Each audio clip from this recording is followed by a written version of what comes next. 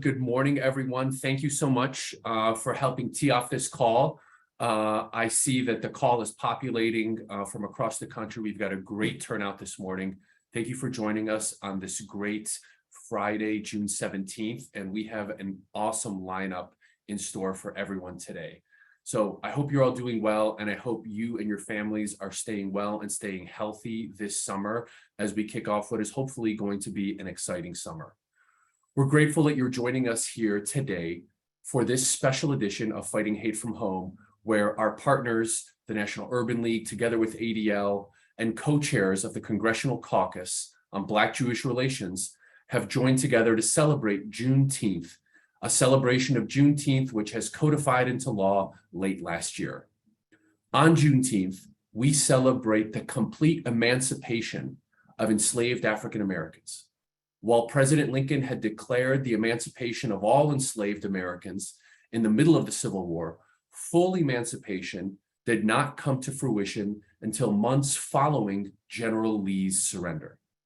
The holiday, which originated in Galveston, Texas, incidentally, following the arrival of Union soldiers who had come to enforce the emancipation on June 19th, 1865, is now celebrated this great day throughout the country. The continued enslavement of African Americans over 2 years following President Lincoln's proclamation and following the Civil War is a testament to how tightly slave-owning populations in the South held on to the institution of slavery. While this specific fight for liberation is over, and today we celebrate on this holiday, Juneteenth, the war to address institutional racism, hate-fueled attacks, and the proliferation of content specifically targeting the African American community and other ethnic, racial, and religious minorities is ongoing and part of the work that we do day to day. Founded in 2019 by Representatives Brenda Lawrence, Debbie Wasserman Schultz, who have really honored us with their presence here today, Representatives Lee Zeldin, and former Representative Will Hurd, and the late Representative John Lewis, the Black Jewish Caucus is dedicated to combating racism and anti-Semitism, educating members of Congress and citizens alike on the issues affecting both communities, and advocating for the rights of both Black and a Jewish community on Capitol Hill and across the country. During the past month alone, we have witnessed atrocities and hate-fueled attacks targeting the Black community and other innocent civilians. While we here at ADL are dedicated to tirelessly working to end anti-Semitism and all forms of hate, we cannot and we will not achieve this ideal alone. Over these weeks, ADL, in partnership with the National Urban League, has worked tirelessly, not only to decry these recent events, but to construct events of action that we can do jointly and together. Earlier this week, our organizations announced the upcoming Project CODE, C-O-D-E, a collaborative space for civil society organizations to connect and address the root causes of political violence. There is no space for hate and no need to fight hate alone. We can do this together. It is in this spirit of collaboration and friendship that we are eager here today to celebrate Juneteenth, to reflect on the achievements of the African American community and all Black Americans, and to discuss efforts in tandem with the Jewish community and other traditionally marginalized communities to continue to fight hate today. I'm so pleased to be partnering with National Urban League's Executive Director of their Washington Bureau and Senior Vice President of Policy and Advocacy, Chaney, who's here with us today, to moderate what I know will be a powerful conversation with the Black Jewish Caucus co-chairs, Representatives Brenda Lawrence from Michigan and Representatives Debbie Wasserman Schultz from Florida, both of which who have had long and great relationships with both of our organizations. Unfortunately, Representative Lee Zeldin was unable to join due to a last-minute conflict, but for today's call, we will celebrate the political progress of Black Americans today the importance of Juneteenth for all Americans, and the collective steps that we can take as a nation to address racism in the United States.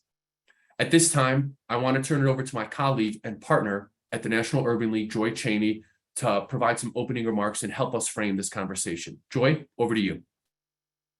Absolutely, George, thank you so much.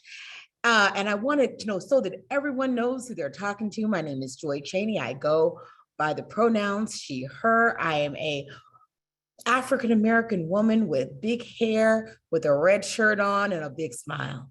I am so glad to be with you all today. The topic is serious, but we are here on this side of the earth and we are able to do something about it. And so I'm thrilled to be here so that we can create solutions, hear from our leaders, figure out what they're doing to address hate, and figure out what we can do to address hate, whether we're doing it from home or whether we're in the streets or whether we're on Capitol Hill. So, one of the things I wanted to talk about when we tell the Juneteenth story, one of the things I think that sometimes gets overlooked is that, it wasn't as if the slaves just by happenstance, they got the news late, right? It wasn't just that. It wasn't by happenstance. People knew the Civil War was over. They just didn't know that there had been a proclamation freeing slaves, in part because the slave owners withheld that information intentionally for another planting season. And I think that, similar to that conversation, we have to remember that it's not just by happenstance that we're here talking about hate. Hate is not some amorphous thing. It's being perpetrated by people, white supremacists, and those who would exploit white supremacy for votes, for power, for money. And so we have to be very intentional as we do our work and as we approach it it's not just about those of us who are on the receiving end. It's also, we need to make sure that those of us who are perpetrating this type of hate, that we are telling them that it's not okay, and that we are targeting that as well. And we are giving them the proper negative attention so that they will know that it is unacceptable in our society to promote this hate. It's not about free speech. It's spun beyond that. Whether it's online, whether it's spilling out into our communities, it's not sort of a victimless crime. And it is very intentional. It's being used intentionally, just like the denial of the Emancipation Proclamation was so long ago, and bringing us to this Juneteenth here. So let's talk about what ADL and MUL are doing about it. I think many of you all know we have gotten together. We had it announced earlier this week. Oh my goodness, feels like Monday was a long time ago. A new grant awarded by the Joyce Foundation to ADL and National Urban League to launch Project Code, a collaborative organizations to end domestic extremism. Right? We are taking it to them. We're going to facilitate convenings, partnerships, and policy initiatives, including, data collection to facilitate intelligence sharing about new and emerging threats. We are not going to pretend like this is not a big deal or this doesn't deserve our attention. We are really going straight to the source and making sure that we're protecting our communities proactively. So we are going to find new synergies between democracy work and gun violence prevention work and justice reform programs. So there's a lot of good work that's going to come out of this alliance. And today is sort of just an early down payment on what that's going to look like.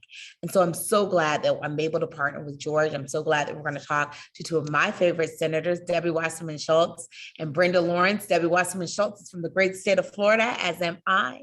And of course, Brenda Lawrence is a fan favorite of everyone, including those of us who are Black women, who she makes us proud every single day. And I can't wait. I've talked to them about these topics before. I cannot wait to talk about it, because it's not just about Jewish Americans and African Americans.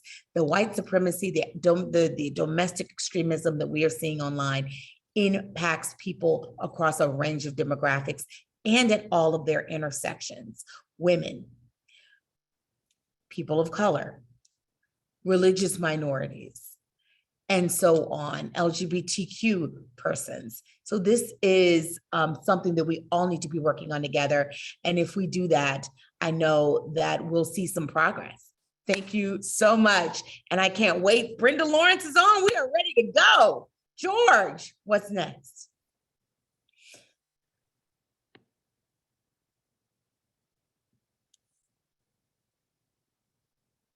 George, are you on? There we go. There we go. Joy, I needed a moment to get myself ready to match your enthusiasm. I needed an extra second. Needed a beat. Okay. And interestingly, while you said, your great state of Florida, where you hail from, and the connection with Representative Wasserman Schultz, interestingly, for Representative Lawrence, I am broadcasting today from the ADL office in Detroit, in Oakland County, where we have the great pleasure to be represented by Representative Lawrence. And so we didn't plan this; it just kind of worked out that way. So what a nice treat to kind of start out this call. And so I think we are getting ready to kind of get into this conversation. I know, Joy, you and I have some great questions we have teed up for both Representative Lawrence and Representative Wasserman Schultz. But what I wanted to do to kind of set the scene is, I think it would be great is if we invited both representatives to offer some initial framing remarks on the topics that we both touched on, as well as kind of the caucus and the celebration of Juneteenth. And so what I wanted to start to do is open it up to both Representative Lawrence and Wasserman Schultz to share a few thoughts with us to help frame this conversation. Representative Lawrence, since I am in the great state of Michigan and you are our representative for the ADL office here, if it's okay, I'm going to turn to you to start us off, and then Representative Wasserman Schultz, you can jump in right afterwards and offer some framing remarks. Representative Lawrence, over to you. Thank you so much. And it's so exciting to have the connection between Debbie Wasserman Schultz and myself, between you two leaders. I'm excited to be here, and good morning to everyone. I want to thank the Anti-Defamation League and the National Urban League for hosting this webinar. As the co-chair and founder of the Congressional Black-Jewish Caucus Relations, I had a vision of starting this caucus because of our unique shared history the Black Americans and Jewish Americans have, and standing together to combat racism, anti-Semitic activities, and hatred of all kinds. As it was so eloquently stated by Joy, that hatred and discrimination transcends beyond us in the Black and the Jewish community. But we have such an amazing opportunity with our history to speak truth to power. And so that's why I'm so glad to be a part of this caucus. This weekend, we're celebrating Juneteenth, a historic day commemorating the end of slavery. Last year, thanks to the leadership of President Biden and the Congressional Black Caucus, the Juneteenth National Independence Day was signed into law. And this Monday will be on a national level celebrating on Sunday, but on Monday because it was held on a Sunday. It marks the day when the last remaining enslaved African Americans, more than 250,000 people in Galveston, Texas, learned of their freedom.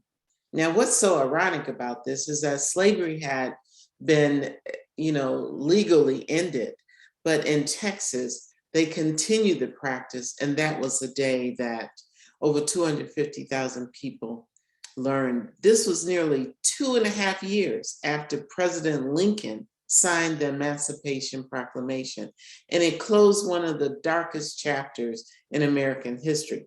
While it's a day of celebration, it's a day of reflection. I'm often use the opportunity to remind people we don't know our history. We're in danger of repeating it. There is so much that we have to understand that freedom is not free. And Joy and also George, you understand that while we celebrate freedom, we know that there are unfortunately active activities and beliefs that want to revert back to discrimination, to slavery, to just promoting hate. And so we have so much work to do. And together we can continue to make transformational change in addition to Juneteenth being a day of celebration. So George, you know, Detroit, I grew up as a little Black girl on the east side of Detroit and walking the halls of Congress, that I often stop and just look around because it was built by slaves. And I know I have a responsibility in this Juneteenth celebration to educate the next generation of Black Americans, to be proud of the people who had survived and endured and succeeded in so many levels in society. I was so moved when our next Supreme Court Justice, Judge Ketanji Brown, when she said, "I am the dream of the slaves." And she paused, and that just, if you looked at the African Americans, there were tears everywhere. Because when we think about the suffering, and we think about it also in the vein of this conversation of the Jews who went through all of that horrific suffering and death. But when you think about how they prayed and wished for freedom for the next generation, I am a living, walking dream of the slaves. And so we understand that we have elected Kamala Harris as our first Black woman to sit on the Supreme Court Justice Ketanji Brown Jackson. But we know we walk in the shadow of greatness. And I share that with the next generation that I taught them. Understand that when you stand up, when you speak, whatever you do, you are in the shadow of those who paved the way from you. Respect that, honor that, and create your own shadow of greatness. And we remember history, Black history, and I'm proud to join all of you in this Juneteenth celebration. And I look forward to continuing to work with you. And I'll punt it back, I think, to George. Thank you. Thank you so much, Representative Lawrence. Representative Wasserman Schultz, over to you for your kind of opening remarks. Thank you so much. Good morning, everyone. It is wonderful to be here with all of you on this second weekend of celebrating Juneteenth as a national holiday.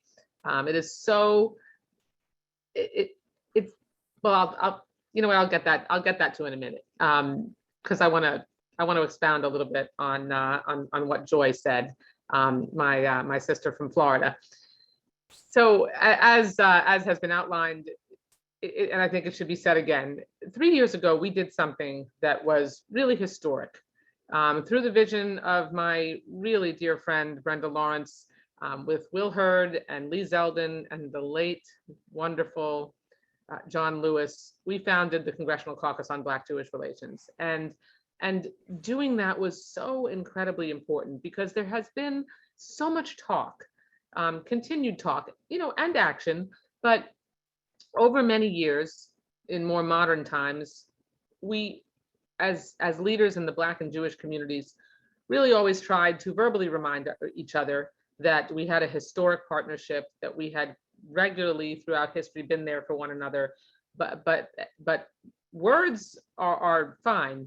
Actions are a whole lot better. And formalizing a congressional relationship into the caucus was a really critical step, because since its formation, we've been able to do so much together in an intentional way. And we did this because we shared a commitment to honor and celebrate the deep and rich history that our communities share in confronting hatred, injustice, and inequality together. And Juneteenth is one of those few days that can unite us to not only recognize the sacrifices, as has been mentioned, of those who suffered from the harrowing brutalities of slavery, but honor those who devoted themselves to bring about its end. And it has been a long time in coming, especially, look, in my home state, with the attacks embedded in law now on, teaching about the history of the experiences of Black Americans through injustice and discrimination that is literally embedded in our everyday societal interactions, making sure that we have the opportunity to celebrate Juneteenth and everything it means provides us an opportunity to celebrate the substantial and vital contributions made by African Americans, and really highlighting how far we've come and how far we have left to go. So in my home state of Florida, slavery didn't formally end until 11 days after the Civil War concluded. But as was mentioned, it wasn't until June 19th, 2 months after the end of the war and 2.5 years after the Emancipation Proclamation, that the last slaves were freed in the state of Texas. And I highlight that because, you know, it wasn't just Texas that took so long. I mean, the Emancipation Proclamation was issued, and, you know, in my state, we didn't actually formally end slavery until 11 days after the Civil War concluded. So that was also about 2 years. And we're reminded today of the painful and countless delays endured by Black Americans in gaining freedom and the obstacles that they continue to face in the unrelenting fight for racial justice. So, you know, it's not just woohoo, slavery was over. There was, I mean, generations later, we all know that it takes work, hard work from all of us to help our nation continue to evolve into that more perfect union and really embed equity and equality in the everyday life and experiences of so many. And so the Congressional Caucus on Black-Jewish Relations is a part of that work. The Black and Jewish communities have worked as partners in justice for generations. I think it's important to say it out loud that our history is intertwined. Our communities are bound by common experiences and shared values. Jewish Americans helped establish the NAACP and later fought alongside Dr. Martin Luther King Jr. to confront and overcome segregation and discrimination. In the 30s and 40s, Jewish refugee professors were turned away by so many higher education institutions, and it was Southern Black colleges who welcomed them. More recently, as anti-Semitic violence and hate have spiked, Black civic leaders stood side by side with the Jewish community throughout the US, and our solidarity must endure as we see unspeakable crimes targeting both of our communities playing out in Charleston, in Pittsburgh, in Minneapolis, and Buffalo. Our communities have shown that we cannot and we will not be silent when we see and face injustice, either within our own communities or on behalf of one another. Our communities will continue to come together to confront hatred, intolerance, and injustice wherever they rear their ugly heads. And our shared histories compel us to act in the pursuit of justice and for what we as Jews are compelled to pursue, tikkun olam, repairing the world. And it's just such an incredibly important conversation that we're here today, convened by ADL and the National Urban League, and I'm so proud to join you and my friend. Thank you. Thank you so much. Those were powerful words from Debbie Wasserman Schultz and Brenda Lawrence. And so we're going to go into the next question. I have so many things I want to follow. That was excellent. Thank you. You know, we are a year past, as you noted, Congresswoman Wasserman Schultz and Congresswoman Lawrence, since we passed the Juneteenth National Independence Day Act, right? Want everyone to understand kind of where this came from, signed by President Biden. But, you know, a lot of folks are like, well, what does that mean, right? I mean, reflecting on a year post the bill's passage, I mean, what have we kind of done to act on that beyond just having the holiday? What are we celebrating?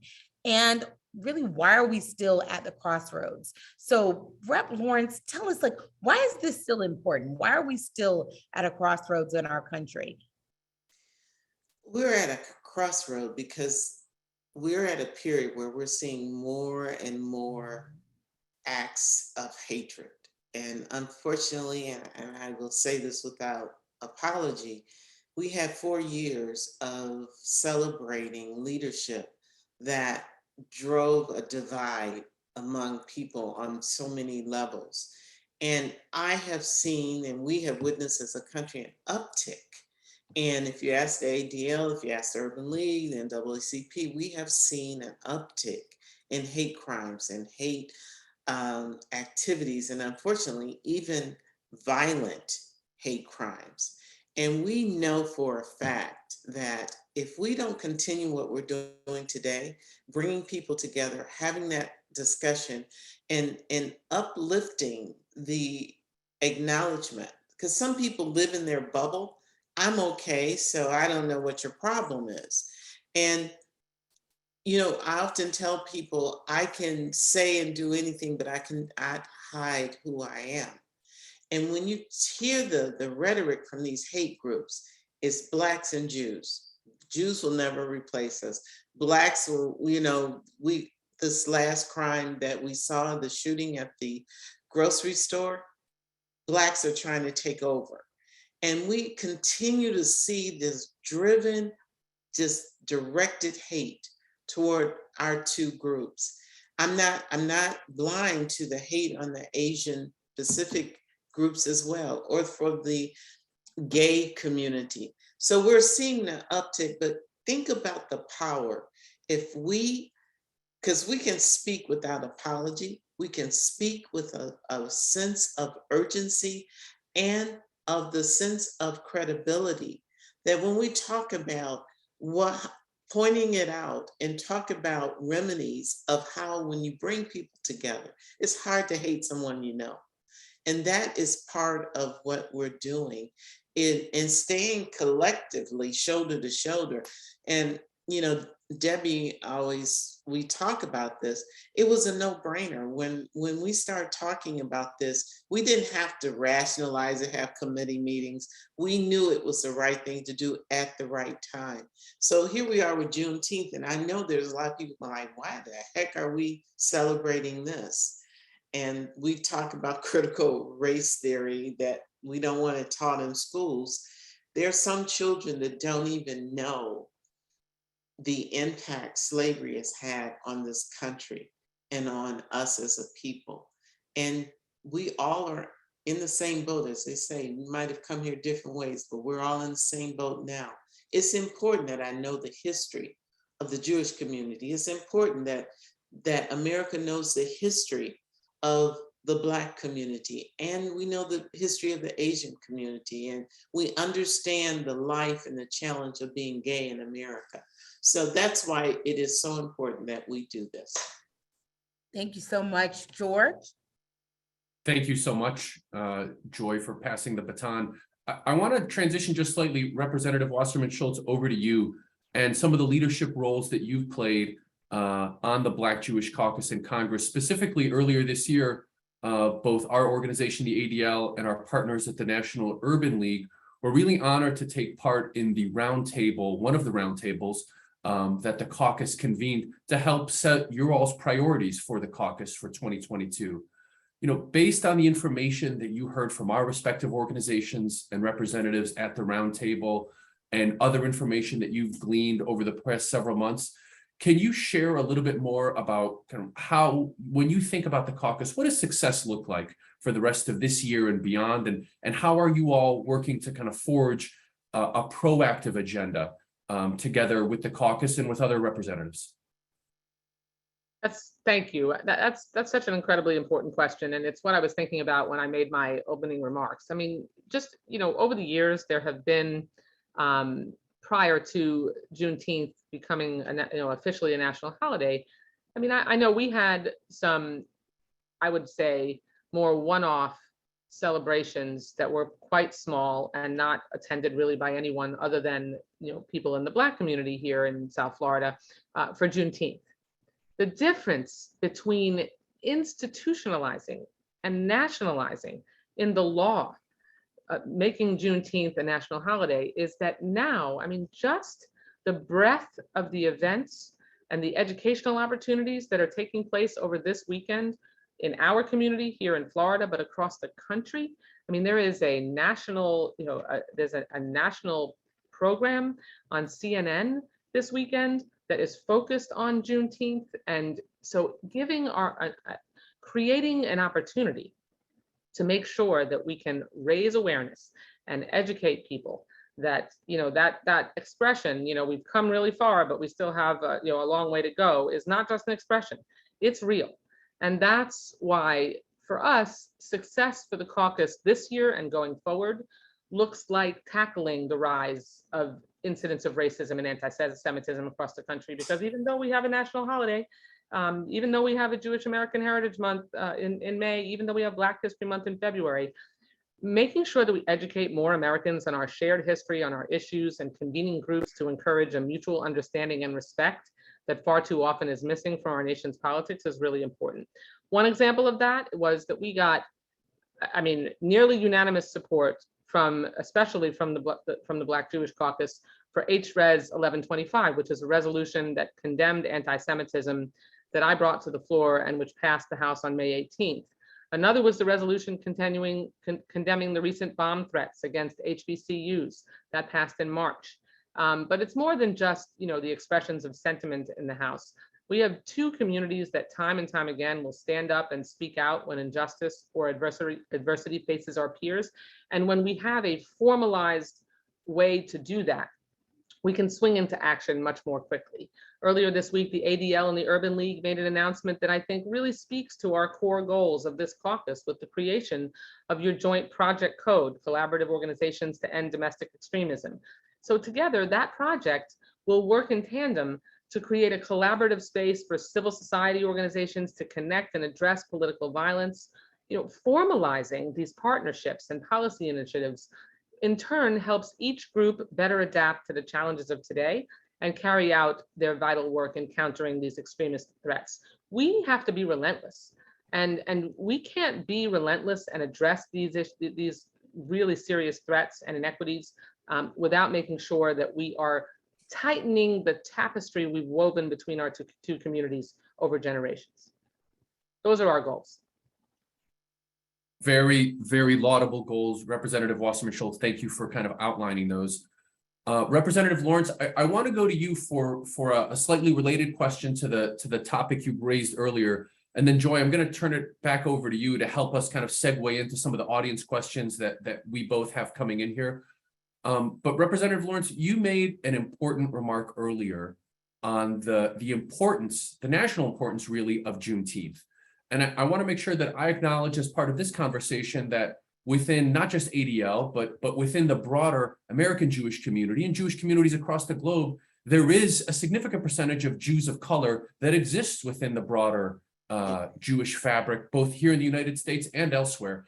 And we at ADL have had a number of initiatives to lift up and empower Jews of color here in the US and abroad as well. But specifically on the point that you made related to Juneteenth, why is this an important holiday for all Americans? And how can the importance of this holiday, Juneteenth, be better elevated from your perspective within the Jewish community and other communities for that matter? And kind of, is there any examples that you can share with us in your district or elsewhere in Michigan that you can lift up for us?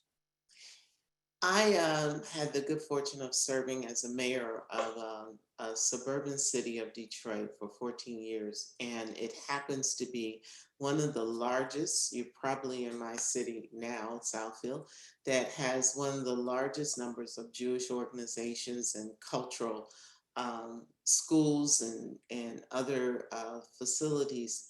And I represent now an expanded area, predominantly almost the entire Jewish population. So what I wanted to say is, where are the opportunities? As a mayor, I went to the Jewish local synagogue to a elementary school. And I said, you walk past this school going to Shiva and you understand that these are your neighbors. These are part of your community. We are really struggling to bring up the reading performance of achievement of the children in this school. So many of the teachers and majority in Detroit were Jewish. And I said, why not, and they're retired or they're in a position now, so why not be mentors? Why not say that in my community, I want this school is almost directly right beside a synagogue to be achievers. I care about them. It's how do you show that you care about each other? As Debbie said, it's not about the words, it's about the action. And so I promoted that. We have, I hear stories all the time when I was mayor that my African-American residents said, Yeah, I'm friends with my Jewish neighbor. I turn on the oven, or I do this, or I look after them, and different, like recipes and relationships. And I have the good fortune of having a Jewish pizza, which is probably where I go and has great food. Every time we had an event as mayor, we had a big community events, we would have kosher food as well as food that was cooked what I call normal, but we were in respect of each other's culture. It boils down to respect. And someone asked the question, can a Jewish person be racist? Anyone can be racist. And most prejudice is based on ignorance. And I would say that without apology, because ignorance is philosophies that are taught, some generational.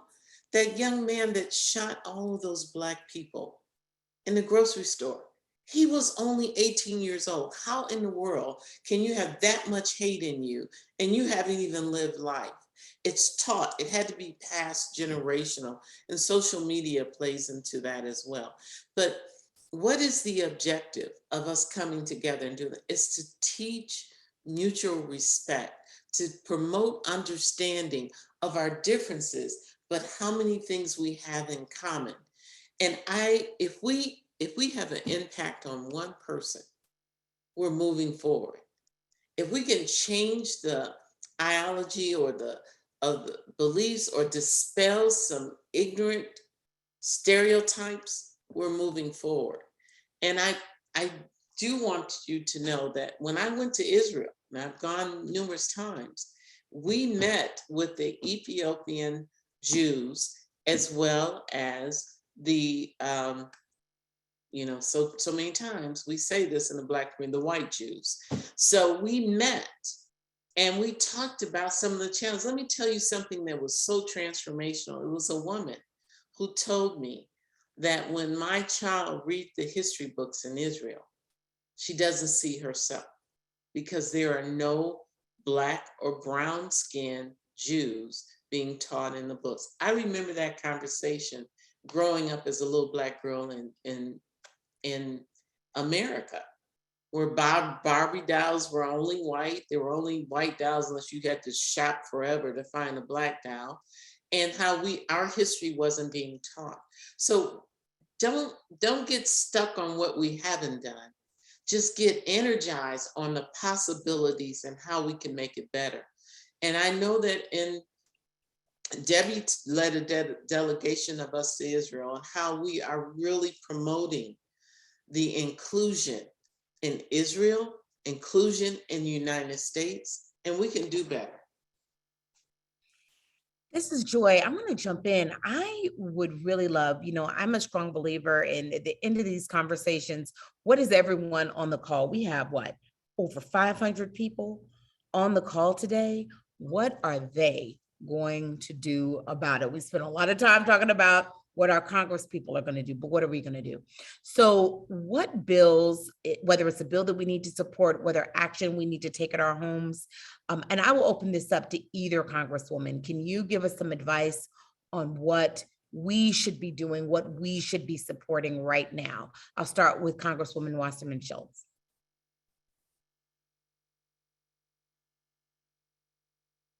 Or you want to know what are some of the things? What are some of the things our audience can be doing? Are there bills that they should be looking at? Are there things that they should be doing at home? What can they be doing? No, absolutely. What they can be doing at home is organizing. This is the thing, is in settings like this, I always try to remind people that activism is not sitting in front of your computer and liking a social media post. That's slacktivism. You actually need to get out and intentionally get involved in interacting with others in order to be able to make change. So host a meeting of Black community and Jewish community leaders, or when we're talking about intersectionality more specifically, one of the things that I did as a member of Congress, I wanted to make sure that, I mean, because I was aware of this, that I educated my CBC colleagues, my Congressional Caucus colleagues, about how a majority of Cubans on the island that remain on the island are Afro-Cubans. About 70% of Cubans who remain on the island are Afro-Cubans. And the life they are leading and the discrimination they face is truly horrific. And most of my Black Caucus colleagues were totally unaware of that. And so I hosted with a professor, an Afro-Cuban professor who is one of the leading experts on those issues on the island. And I hosted a roundtable discussion with her and invited my CBC colleagues to hear from her, because their perception of what Cuba is, just like Brenda just mentioned about how, it's, by the way, Ashkenazi is really the term used when you're referencing, the way we categorize the ethnic background of Jews. There's Ashkenazis, there's Semitic Jews, which are really more from Turkey and North Africa, and then Ethiopian Jews, obviously from Ethiopia. So there are Jews of color, and there are plenty of Jews that need to learn more about that. And the only way that we do that is if we get one another together and we talk. So I think the number one thing I would recommend is either through an organized institutional effort, bringing the communities together on the local level, which I know the Urban League and ADL and other Jewish organizations and other African-American organizations already do, but you personally making it your responsibility to host those gatherings or ask for those gatherings. Oh my God, there's a massive snake outside my door. Oh my God, I'm so sorry. That's Florida for you. Oh my God. Okay, right in my backyard. Yikes. At least it's not an alligator, Representative. And at least it's not inside. Right, exactly. I can run away a little faster from an alligator than a snake. So anyway, that is my best recommendation, is that we have to take personal responsibility. It's not leave it to others to make sure that we understand one another better. And it's not just understanding, that we get to know one another better, that we look through the lens. The most important thing I've learned as a legislator, Joy, when you are part of a body that is as diverse as a House of Representatives is, having the opportunity to look through one another's lens and understand that, not everybody was raised in the same way that I was, and with the same value system, with the same experiences, even with the same environment. And all of that affects our outlook. But if you never get outside your comfort zone, then you're never going to be able to make that kind of progress. That's right. Congresswoman Lawrence. So one of the things I wanted to talk about, I was a member of United Methodist Church, and we partnered with a synagogue, and the rabbi would deliver a sermon at the church, and my pastor would give a sermon at the synagogue. And we would always take our choir, and the members of the synagogues were always excited because of the choir when they came to our church. But just think about that. A shared love of God, teaching from the Bible, and just, again, that respect of an organized place of worship. And you may worship differently than I do, but we pray to God. That was one of the very transformational. And you say, what more can we do? Because you think about, there's always a debate about being Jewish. Is it a religion? Is it a culture? Is it a race? But the one thing that is very defined of the Jewish community is their worship. And I just found that very inclusive. Another thing, a few of you know that when I got this idea, and I don't even think I've shared this with Debbie, I was invited to a Jewish Arab celebration in the Senate. And I went over there, and it was all of the Arab community and the Jewish community sharing food, sharing conversations, and it was packed. I said, oh my goodness, they have and talked about similarities in history and geographic history that they shared. And that's when it started dawning on me from my experience of being mayor and bringing the Jewish and Black community together. So what are we doing in Congress to bring Blacks and Jews together? And then after I had that experience, then we had the synagogue attacks and the church, the Black church attack, and it really brought to the forefront. And I just want to share with you all, John Lewis, who was an angel that God shared with us here on earth. I went to him because of his tireless life fight for justice, and talking to him about, do you think this is a good idea? I said, I know for a fact from being mayor that we share so much and we're fighting so much. And his comment to me was, we have to find a way to say to people, we have to lay down the burden of hate, for hate is too heavy a burden to bear. So understand what that means. When we talk about people being locked up with the pandemic, we talk about the rise in anti-Semitic and hate crimes against African Americans. And we talk about carrying that burden, that young man who was 18 years old, carrying that burden of hate that, you know, distorts logical thinking, that we have an opportunity and so much that we can do together. Oh, absolutely. And I have to say, it's that work that ADL and NUL are trying to do with their project with that's sponsored by the Joyce Foundation. So, you know, you've let us know we're on the right path. And I think you've given, you know, some ideas to those in the community, and that there is a question in the chat about whether ADL and NUL will be doing these things with our local affiliates. And the answer is absolutely yes. And we can talk more about that and certainly send you more information about that. George, over to you. Thank you, Joy. And you know, there's one theme that I heard from both Representatives Lawrence and Wasserman Schultz about both of their respective trips to Israel with various delegations. I just kind of wanted to take a moment to add, you know, a personal anecdote of my own, which is as an Arab American, as someone who's of Egyptian and Lebanese descent myself, my parents, you know, first generation immigrants to this country.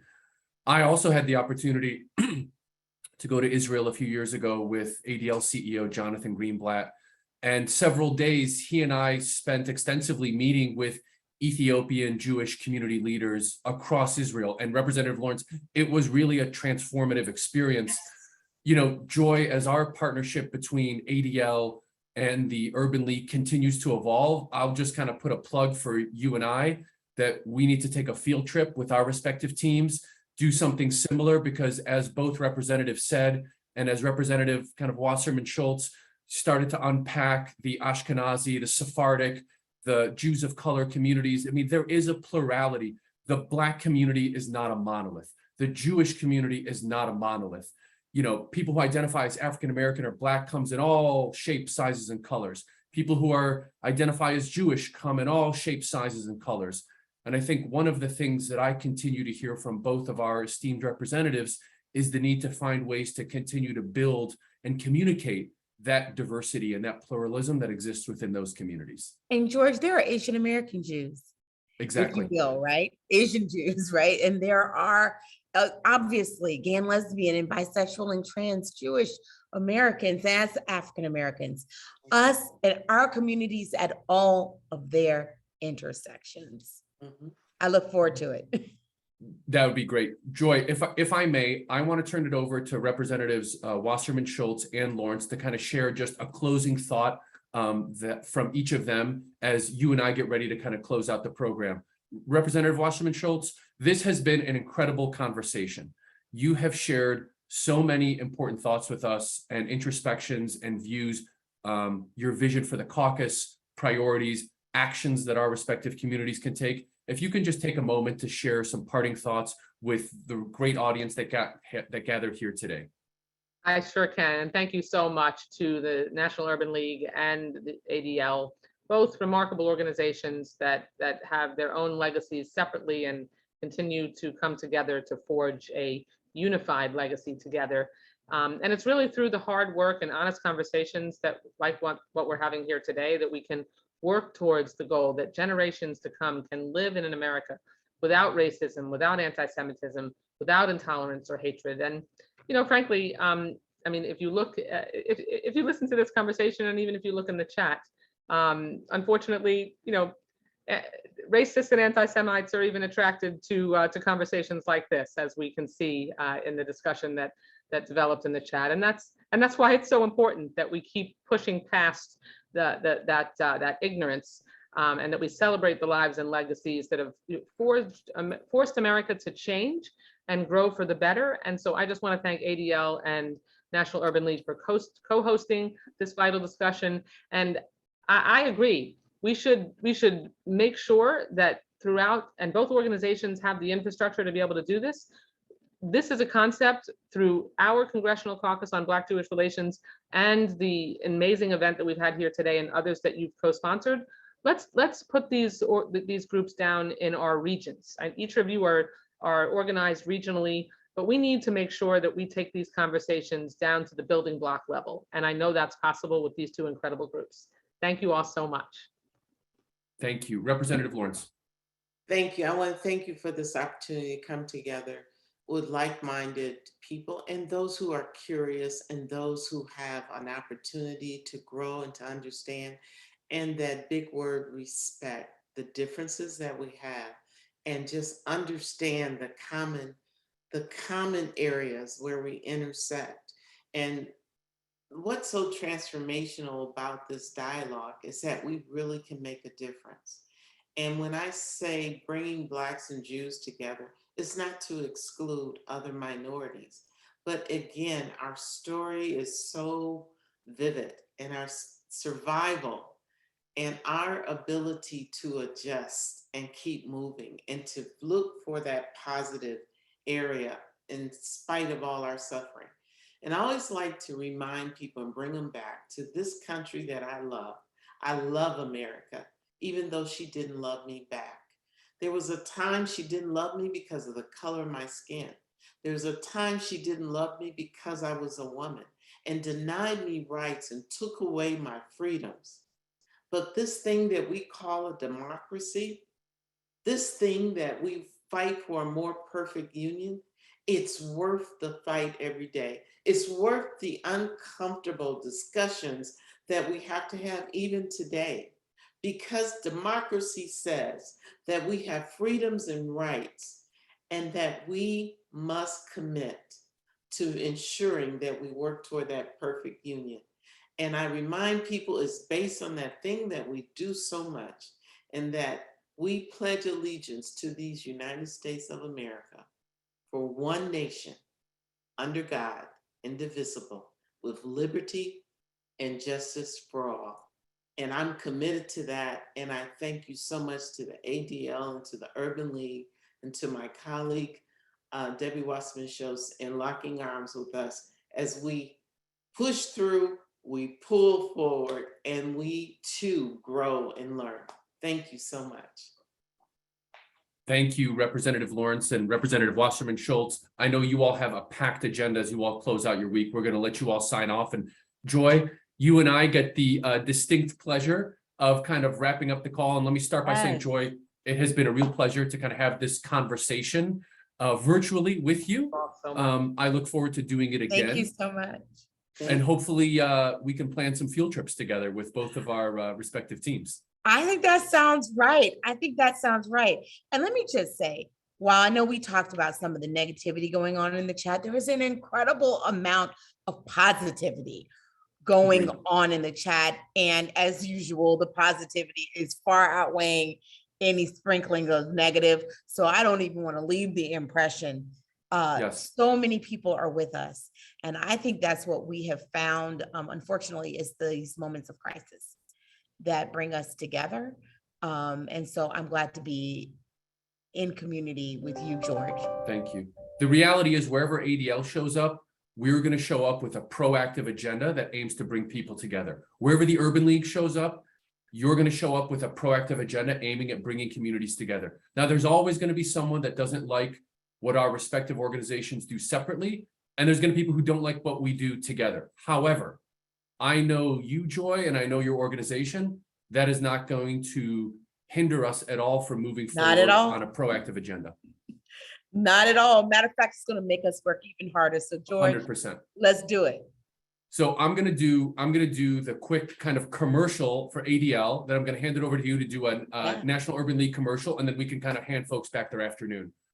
So next month, ADL is very excited to partner with the National Constitution Center to present our 23rd annual Supreme Court review on July the 12th at 12 noon Eastern time. This is a signature event that ADL has been doing for decades. Please tune into that. This is a free online event and give you insights into the Supreme Court's decisions in the current term, including cases about voting rights, church-state separation, reproductive rights, immigration, et cetera, as was mentioned earlier. Online events at adl.org is the email address to use to get more information. Joy, over to you to do a commercial and help close us out. Absolutely. So we will also be at that Supreme Court review listening. There's a lot to recap. I want you to also pay attention to the National Urban League's National Conference, which is back in person for the first time in, oh my gosh, 3 years. It's going to be July 20th through the 23rd in Washington, D.C. at the Marriott Marquis and at the Convention Center. So those of you in the DMV area, you know where it is and what to expect. I want you to register for it. Sasha has put it in the chat for everyone to be able to see. We would love to have you there. I also want to thank ADL for sponsoring our Legislative Policy Conference. And again, Sasha's putting the link because you can, even though it happened last week, you can still watch it online. They were one of our fantastic sponsors. And just a reminder of how much we do get a chance to work together. And with that, I just want to thank all of you for celebrating Juneteenth with us. And we wish you a safe and productive weekend. And remember, you are the ones that we have been waiting for. Thanks. Bye.